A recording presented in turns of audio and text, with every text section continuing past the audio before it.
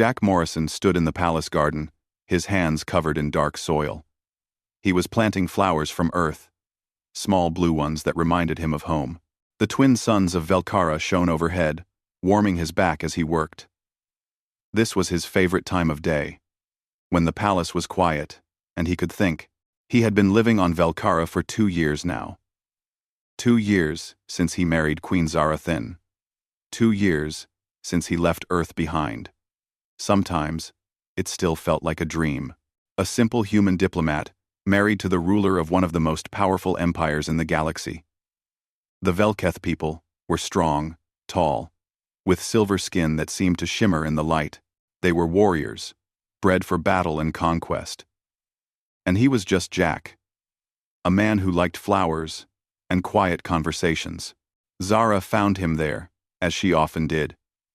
She moved silently, the way all Velketh did, but Jack always knew when she was near.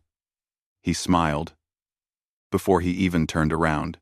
"You spend more time with those plants than with me," she said. Her voice was deep and musical, with an accent that Jack found beautiful. "These plants don't argue with me about military strategy," Jack replied, standing up and brushing the dirt from his hands. Zara laughed. She was tall, nearly 7 feet, with silver skin marked with darker patterns that showed her royal bloodline. Her eyes were golden, like amber in sunlight. When Jack first met her during the peace talks, he thought she was the most beautiful being he had ever seen. He still did. "The council meeting starts soon," Zara said. "You should come." Jack shook his head. "I'm not good with those things. All that talk of borders and trade routes. You handle it better without me there. They think you're afraid of them." Zara said softly. "Let them think what they want," Jack said. He touched her face gently. "I'm happy here. With you. That's all that matters." Zara kissed his forehead and left for the meeting. Jack watched her go, then returned to his planting. He didn't tell her that he could hear every word the nobles said about him. The palace walls were thick, but not thick enough. He heard them call him weak. He heard them wonder why their queen chose a human, and such an unremarkable one at that. Some said he married her for power. Others said she married him out of pity. Jack didn't care. He had spent too much of his life worrying about what people thought. This life, this quiet life with Zara, was what he wanted. It was what he chose. The peace between Earth and the Velketh Empire was holding. That was what mattered. Jack taught classes to Velketh children about Earth culture. He helped translate documents. He tended his garden.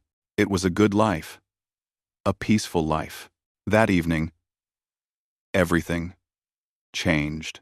Jack was reading in the library when Zara burst through the door. Her face was tight with anger and grief. Behind her came several members of her war council, all talking at once. "What happened?" Jack asked, standing quickly. "The Kryn attacked Outpost 7, Zara said. Her voice shook. 3,000 dead. Civilians. Mostly. Families. Jack felt his blood go cold. The Kryn Dominion was a neighbor to the Velketh Empire. Always hostile. Always testing boundaries. But they had never done anything like this before. "When?" Jack asked. 2 hours ago, General Vok said. He was Zara's military commander, a massive Velketh with scars covering his arms. They hit fast and pulled back. It was planned. "They're testing us," another council member said. "They want to see if our new queen is weak." And Zara's eyes flashed with anger. "Weak? I'll show them weak. Prepare the fleet. We respond with force. Wait," Jack said quietly. Everyone turned to look at him. "Maybe we should think about this," General Vok laughed. "Think? The humans want to think? While our people are dead? I just mean," Jack said carefully, "that we should consider all options before we act. This is why humans are weak," another council member said. "Always thinking, never acting. Jack said nothing. He had learned long ago that some arguments couldn't be won with words. Zara looked at him, and he saw the pain in her eyes. She was young for a queen, barely 30 in Velketh years. This was her first real crisis. She needed to show strength, or her own people would doubt her. "We strike back," Zara announced. "I will lead the fleet myself." The council erupted in discussion. Some agreed. Some argued for more planning. Jack sat quietly in the corner, watching. This was Zara's decision to make. He was just the human who married the queen. The gentleman who planted flowers. What could he possibly contribute to a war council? But as he sat there, his mind was working. He thought about the Kryn attack patterns. He thought about the timing, the location, the number of ships they would have needed. He thought about supply lines and response times and a dozen other factors that the council wasn't discussing. He said nothing. That wasn't his role anymore. He had chosen peace. He had chosen this quiet life. The meeting went late into the night. Plans were made and changed and made again. Zara would take a fleet to the border.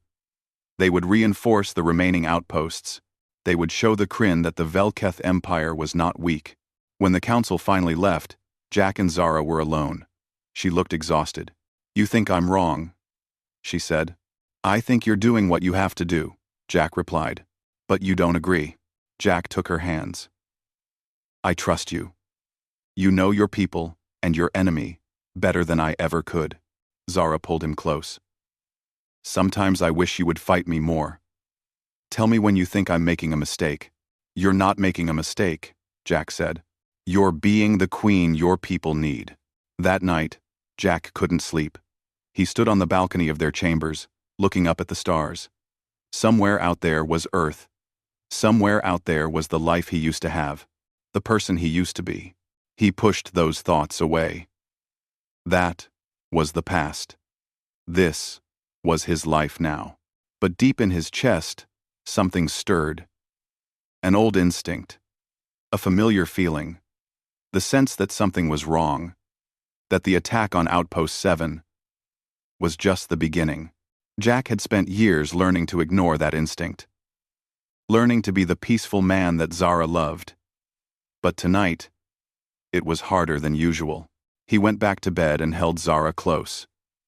In the morning, she would leave with her fleet, and he would stay here, tending his garden, teaching his classes, being the humble human husband. It was what he wanted. It was what he chose. He repeated that to himself until he finally fell asleep. 3 days had passed since Zara left with the fleet. Jack kept himself busy in the garden, but his mind was elsewhere. He had received messages from her, short updates about positioning and patrols. Everything seemed quiet.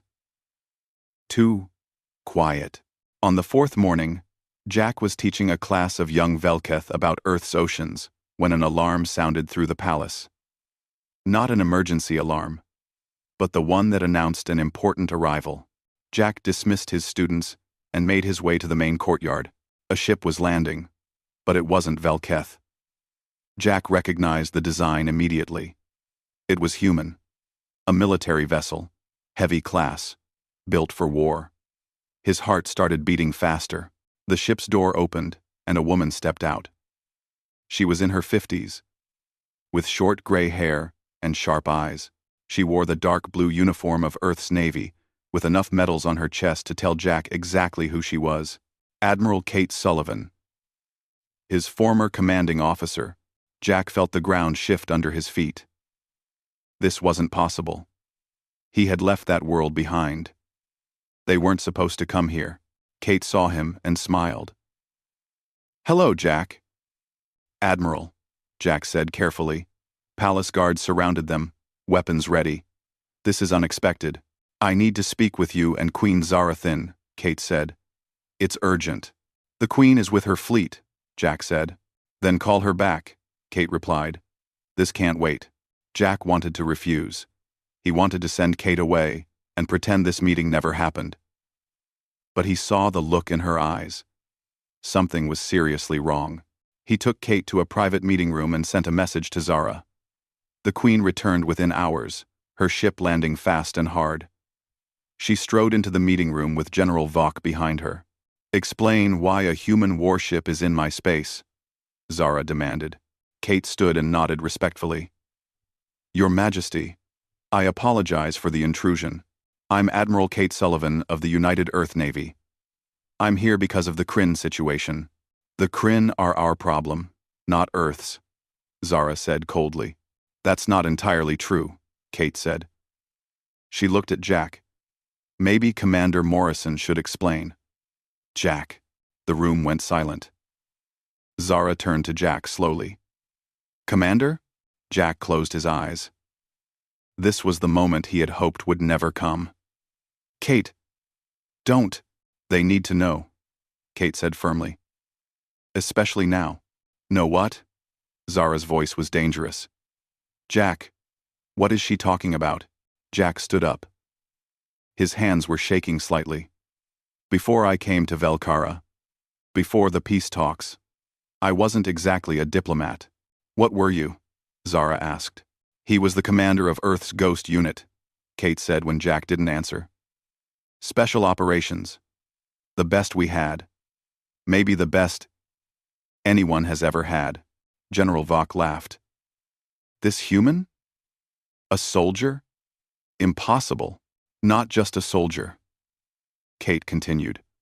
"Jack Morrison led missions that no one else could handle. Deep infiltration, hostage rescue, sabotage, intelligence gathering. If Earth needed something done and it seemed impossible, we sent Jack." Zara was staring at Jack like she had never seen him before. "Is this true?" Jack nodded slowly. "Yes. You lied to me." "I never lied," Jack said quietly.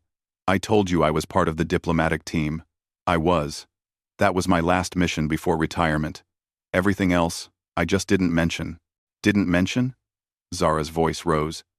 "You didn't mention that you were some kind of super soldier?" "I'm not a super soldier," Jack said.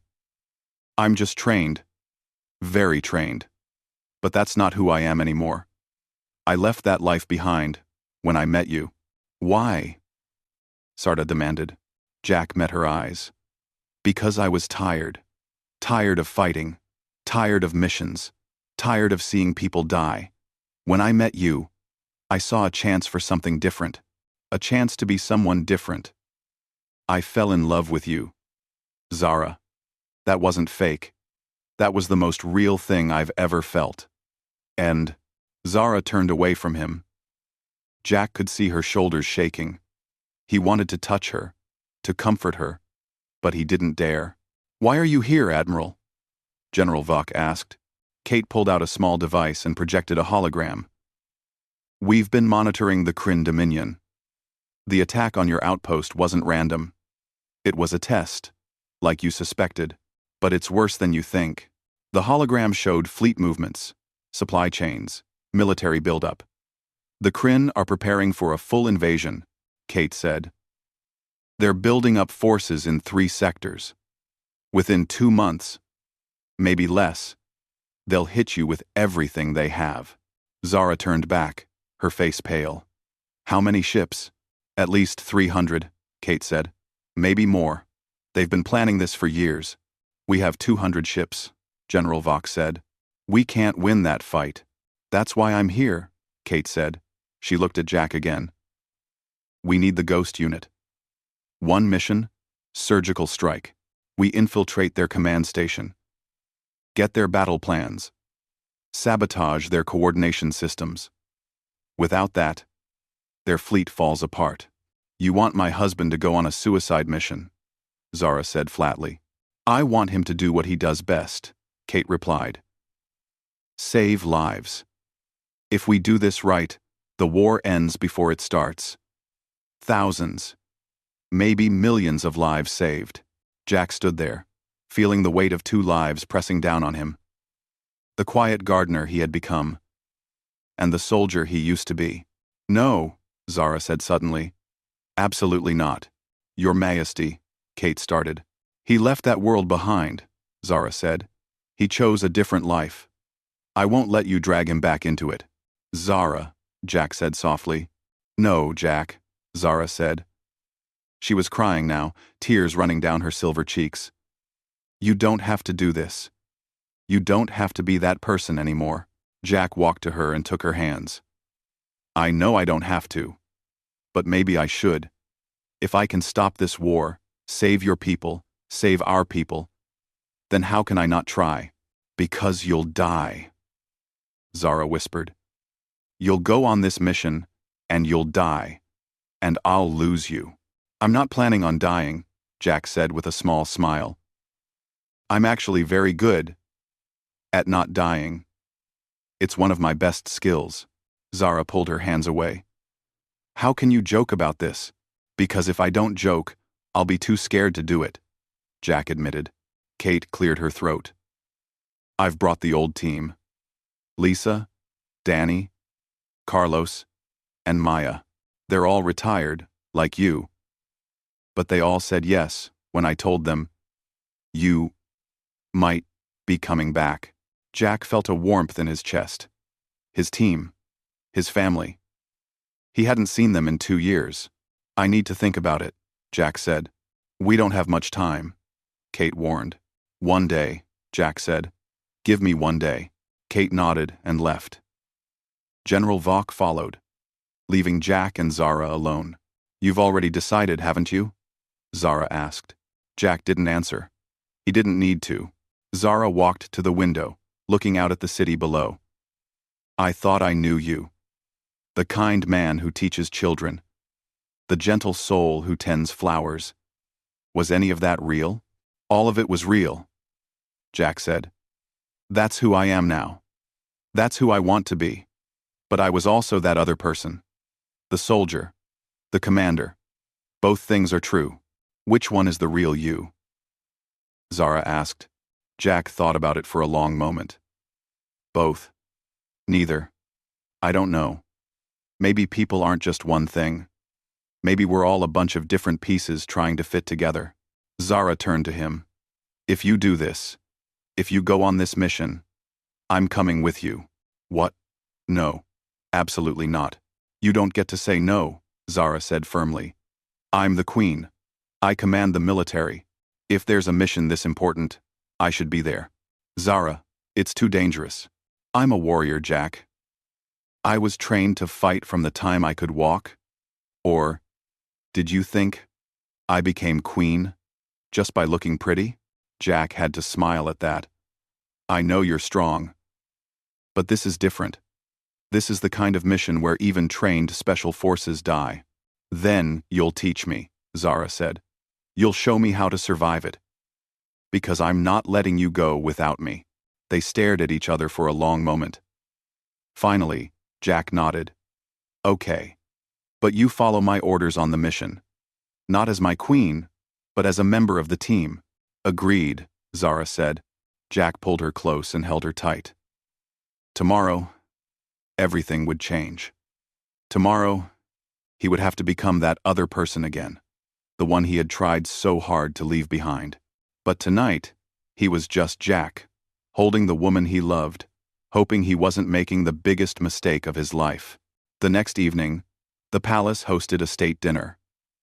Nobles from across the empire had come to discuss the Kryn situation. Zara thought it would be good for morale, a show of strength and unity.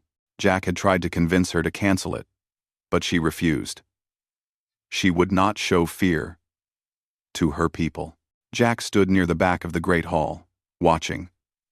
He wore formal clothes that felt uncomfortable after 2 years of simple gardening outfits. The nobles talked and laughed, but there was tension underneath. Everyone was worried about the coming war. Admiral Kate was there too, along with her security team. She stood near Jack, scanning the room constantly. You're nervous. Something feels wrong, Kate replied. Too many people. Too many ways in and out. Jack had the same feeling. It was like an itch at the back of his mind, an old warning system that he thought he had turned off. But apparently, some things never went away.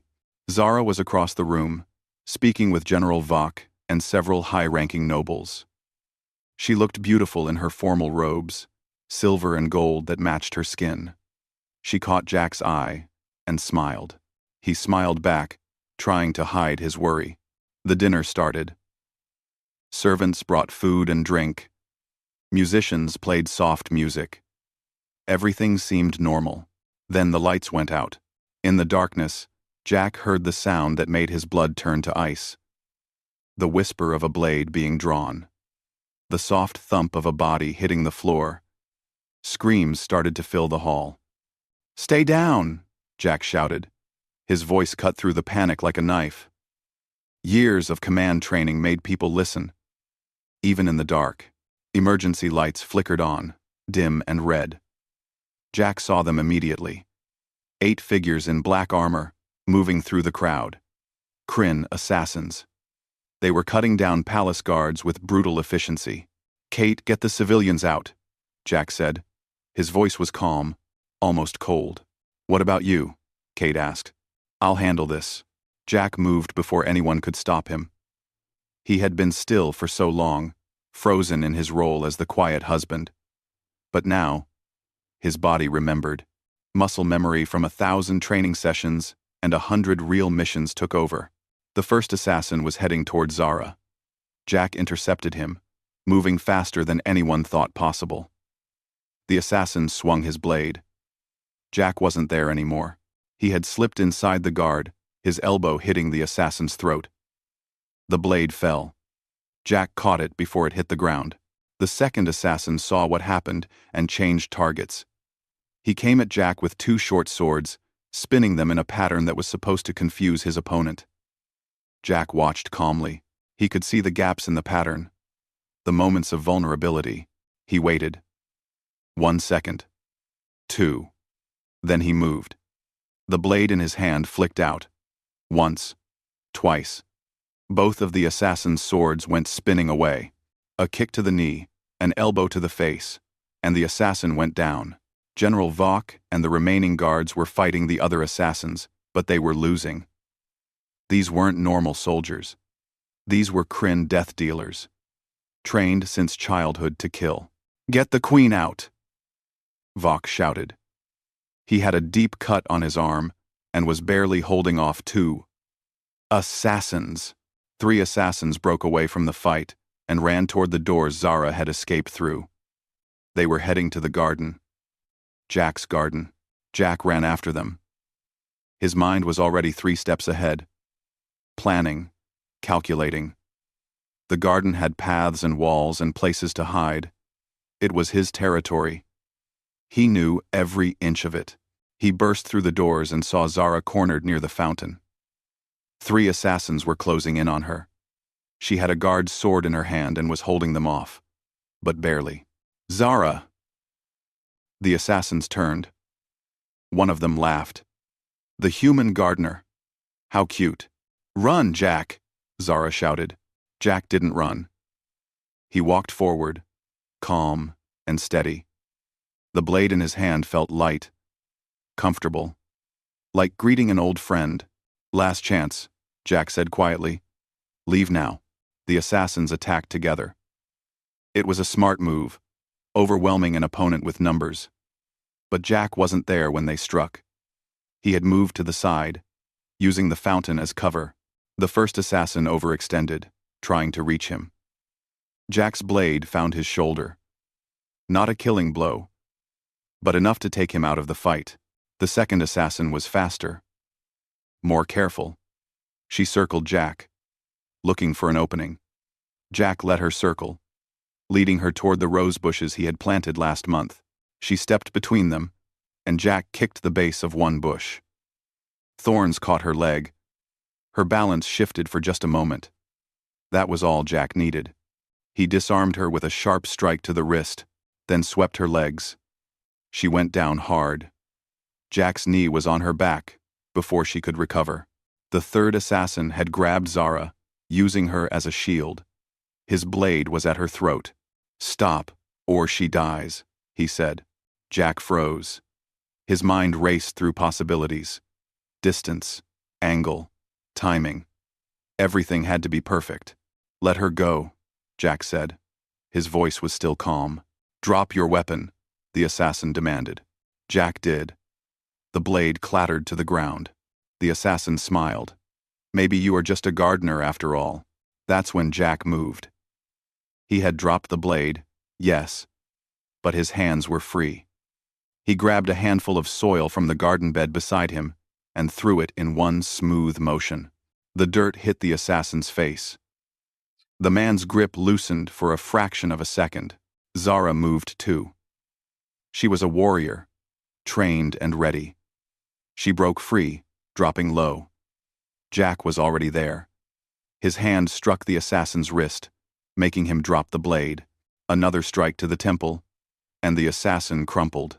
More footsteps. 4 more assassins were coming through the garden entrance. Jack positioned himself between them and Zara. Stay behind me, he said. Jack, there's too many, Zara said. I know my garden, Jack replied. Trust me. The assassins spread out, trying to surround him. Jack backed up slowly, leading them deeper into the garden. They followed, confident in their numbers. Jack backed into the area where he grew climbing plants. Vines covered the walls and hung from wooden frames. He had spent weeks training them to grow just right. Now, that work paid off. He grabbed a vine and pulled. The whole frame collapsed, tangling 2 assassins. While they struggled, Jack dealt with the other 2. Every movement was precise, efficient. No wasted energy. No hesitation. It was like watching a master painter at work. Zara stood frozen, unable to believe what she was seeing. This wasn't the gentle man who taught children. This was something else entirely. Something dangerous and beautiful and terrifying. The last assassin tried to run. Jack was faster. He caught the man at the garden gate and put him in a hold that made him go limp. Palace guards finally arrived, weapons drawn. They stopped and stared at the scene. 8 assassins were down, dead or unconscious. Jack stood in the middle of his garden, breathing hard but steady. His formal clothes were torn and dirty. His hands were covered in soil and blood. General Vok appeared, limping from his wounds. He looked at Jack, then at the assassins, then back at Jack. His mouth opened, but no words came out. The garden's a mess, Jack said quietly. It'll take weeks to fix. Zara walked to him slowly. She touched his face, her golden eyes searching his. Who are you? Jack caught her hand. I'm still me. I'm still the man who loves you. But I'm also this. I'm both things. You're a weapon, Zara whispered. I was a weapon, Jack corrected. Now, I'm a gardener who remembers how to fight. There's a difference. More guards came and took the assassins away. Kate appeared with her security team. She looked at Jack and nodded slowly. No words were needed. That night, after doctors had checked everyone and statements had been given, Jack and Zara stood on their balcony. The palace was quiet again, but it felt different now, like something had broken that couldn't be fixed. I understand why you didn't tell me, Zara said. You wanted to leave that life behind. You wanted to be someone new. Yes, Jack said. But you can't, can you? Zara asked. You can't just stop being what you were. It's part of you. Jack didn't answer. He didn't know what to say. Zara turned to him. I'm still going with you on the mission. Even more now. I need to understand this part of you. I need to see the real you. This isn't the real me, Jack said. Tonight was just reflex. Survival. The real me is the one who plants flowers. Maybe both are real, Zara said. Maybe I need to accept all of you. Not just the parts I like. Jack pulled her close. I'm sorry. I'm sorry you had to see that. Don't be, Zara said. You saved my life. You saved everyone. I'm grateful. I just need time to understand. They stood there together, looking out at the city. Tomorrow, Jack would start planning the mission with Kate. Tomorrow, he would become the commander again. The soldier. The weapon. But tonight, he was still just Jack, holding his wife, wishing things could be simple again. The planning room was deep in the palace, designed for security and secrecy. Jack stood at the head of a long table, studying holographic maps. He looked different now. His posture had changed. His eyes were sharp and focused. Even his voice sounded different when he spoke, harder and more certain. "The Kryn command station is here," he said, pointing to a structure floating in space.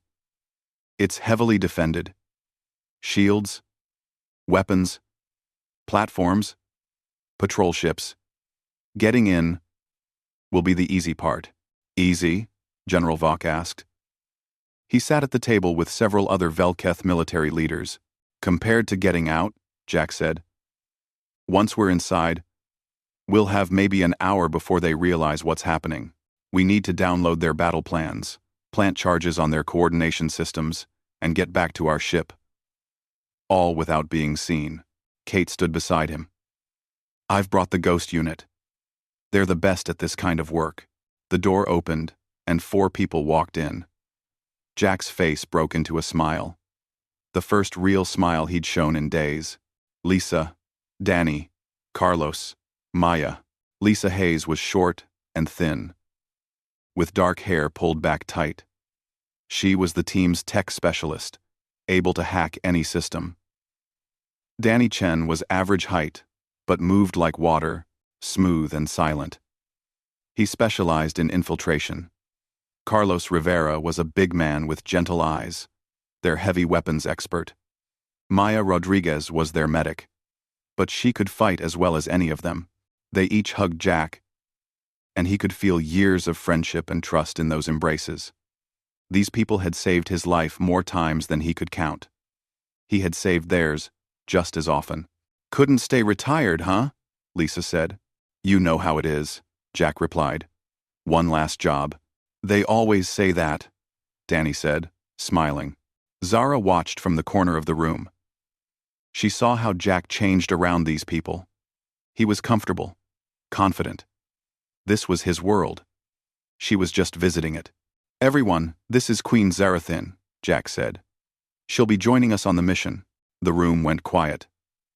Carlos was the first to speak. "Boss, is that a good idea?" "No," Jack said honestly. "But she insists, and she's the queen. Plus, she's a trained warrior. She can handle herself." "Can she handle infiltration work?" Lisa asked. "No offense, Your Majesty, but this isn't battlefield combat. It's different." End quote. "Then teach me," Zara said. She stepped forward. "I learn fast." Maya looked at Jack, then at Zara, then back at Jack. "You're serious about this?" "I am," Zara said firmly. "Then we train you," Jack said. "We have 3 days before the mission. It's not much time, but it'll have to do." The training was brutal. Jack pushed Zara harder than he had ever pushed anyone.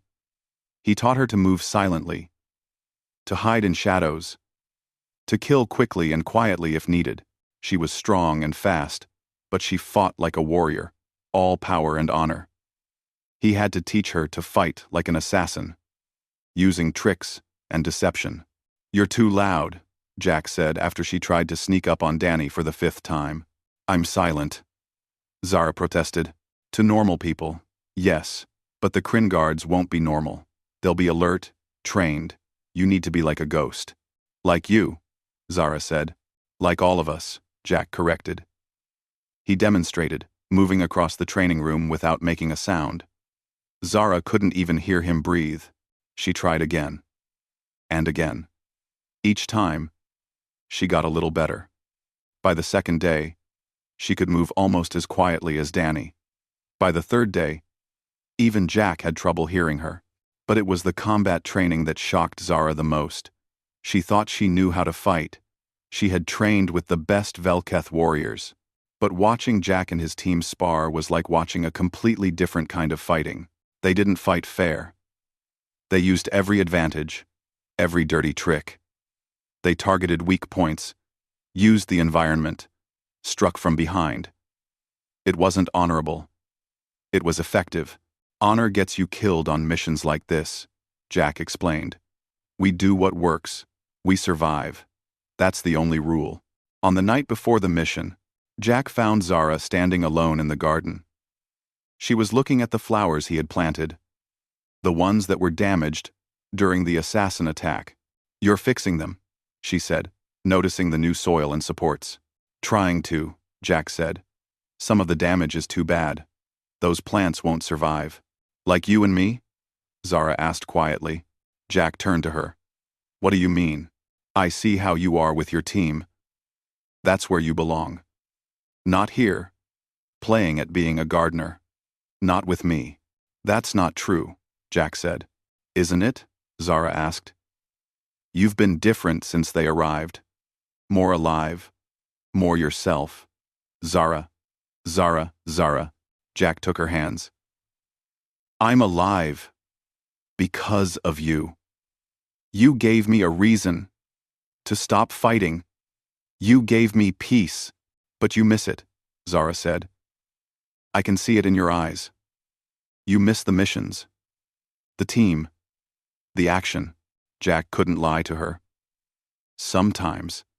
Yes. But I don't miss the killing. I don't miss the fear. I don't miss watching friends die. What I miss is the simplicity. On missions, you know who the enemy is. You know what needs to be done. Out here, in the real world, everything is complicated. And I make it more complicated, Zara said. You make it worth it, Jack said. The complication, the confusion, the fear of losing you. Zara kissed him then, deep and desperate. Come back to me. After this mission, come back to me. I will, Jack promised. I always come back. The mission launched at dawn.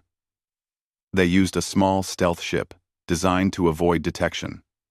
The team was quiet during the flight, each person checking equipment and mentally preparing. Zara sat next to Jack, watching him. He was in full combat gear now, black armor and weapons. He looked dangerous. He looked like a stranger. Scared? Jack asked her quietly. Terrified, Zara admitted. Good, Jack said. Fear keeps you alert. Just remember your training. Stay quiet. Stay hidden. And follow my lead. They approached the Kryn command station from below, where sensors were weaker. Lisa hacked their docking codes, and they slipped inside a maintenance bay.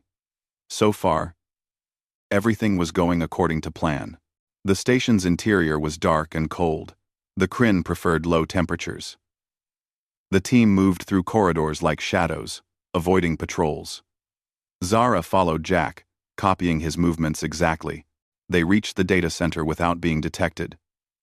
Lisa plugged into the system, while the others stood guard. This is going to take 15 minutes, she whispered. 15 minutes felt like hours. Every sound made Zara's heart jump. Every shadow could be an enemy. But Jack stood calm and ready, watching the corridor. Got it, Lisa finally said. Downloading now. That's when alarms started blaring. They know we're here, Danny said. How? Carlos asked. Doesn't matter, Jack said. How long? 5 minutes. We don't have 5 minutes, Maya said. Heavy footsteps were coming from multiple directions. Then we hold them here, Jack said. He looked at his team. Standard defense pattern Alpha. Zara. Stay with Lisa. The team moved into position just as Kryn soldiers appeared. The fighting was fast and brutal. The Kryn had numbers, but the Ghost unit had skill and experience. They held the corridor. Barely. A Kryn commander appeared, larger than the others, with ceremonial armor. He saw Zara and smiled cruelly. The Velketh Queen, he said. Excellent. Kill the humans. Capture her. Soldiers rushed forward. Jack was fighting 3 at once, unable to help. Carlos and Maya were pinned down. Danny was wounded. The commander reached for Zara. She remembered her training. She didn't fight fair. She didn't fight with honor. She fought to survive. She struck at his knee, then his throat, then grabbed his weapon and used it against him. The commander fell, shocked that the Queen had beaten him so easily. "Download complete," Lisa shouted. "Plant the charges," Jack ordered. Carlos threw devices onto the main computers. They had 30 seconds to get out before the charges blew. The team ran. More soldiers appeared, but they didn't stop to fight. They just ran, firing behind them to keep the Kryn back. They reached their ship with 10 seconds to spare. As they pulled away, the charges exploded. The command station's coordination center went dark, but they weren't safe yet. Kryn ships were pursuing them, firing everything they had. Their small ship's shields were failing. "We're not going to make it," Kate said from the pilot's seat. "Yes, we are," Jack said. He was at the weapons station, firing back with impossible accuracy. Every shot hit something important. A Kryn shot got through their shields, hitting the ship's side. The impact threw everyone sideways. Zara's head hit a console, and she saw stars. When her vision cleared, she saw Jack standing over her, protecting her with his own body. Another shot hit, and Jack screamed. He had taken the blast that would have killed her. "Jack!" Zara caught him as he fell. "Get us out of here!" Maya was already working on Jack's wounds, but they were bad. Kate pushed the ship to its limits. They jumped to faster than light speed just as another shot would have finished them. They were safe. The mission was successful. But Jack was dying. Zara held him as Maya worked. His blood was everywhere. His face was pale. "You're going to be okay," Zara said, crying. "You promised you'd come back." Jack smiled weakly. Then his eyes closed, and Zara screamed. The medical bay on the ship was small and cramped. Maya worked on Jack with skilled hands, but even she looked worried. Lisa helped her, passing tools and supplies. Carlos stood guard at the door, his face tight with fear. Danny sat in the corner, his own wound forgotten. Zara wouldn't leave Jack's side. She held his hand, feeling how cold it was. His breathing was shallow and weak. "He's strong," Maya said, not looking up from her work. "I've seen him survive worse." "Have you?" Zara asked. Maya hesitated. "No. But he's always found a way. He's Jack. He doesn't give up." The trip back to Velkara took 6 hours. They were the longest 6 hours of Zara's life. Jack's heart stopped twice. Maya brought him back both times. By the time they landed, Zara had aged years. Velkith doctors met them at the landing pad. They rushed Jack to the Palace Medical Center, the best facility on the planet. Zara wanted to follow, but General Vok stopped her. "Your Majesty, the War Council needs you. My husband is dying," Zara said. "And your empire needs to know what to do next," Vok said gently. The mission succeeded. The data Lisa gathered shows the complete Kryn battle plan. "We can win this war, but only if you lead us." Zara wanted to scream. She wanted to refuse. But she was the queen. Her people needed her. She went to the War Council. She stood before the generals and nobles and told them what Jack had done. What they had all done. The mission, the data, the sacrifice. General Vok analyzed the stolen battle plans. "This is incredible. We can see every ship position, every supply route, every weakness. With this information, we can strike first and hit them where they're vulnerable." "Prepare the fleet," Zara ordered. Her voice was strong, but inside she was breaking. The Velketh Empire launched their counterattack within days. Using the intelligence Jack's team had gathered, they struck at 3 key Kryn supply depots simultaneously. The Kryn fleet, already preparing for their invasion, found themselves without fuel or ammunition. The war that should have lasted months was over in 3 weeks. The Kryn Dominion sued for peace, their military broken and their economy shattered. Victory was complete, but Zara felt no joy. She spent every free moment in the medical center, sitting beside Jack's bed. He was alive, but barely. The doctors had done everything they could. Now it was up to him to fight. Kate visited often. She sat on the other side of Jack's bed, telling him stories about old missions, about the team, about Earth. "You need to wake up," she told him.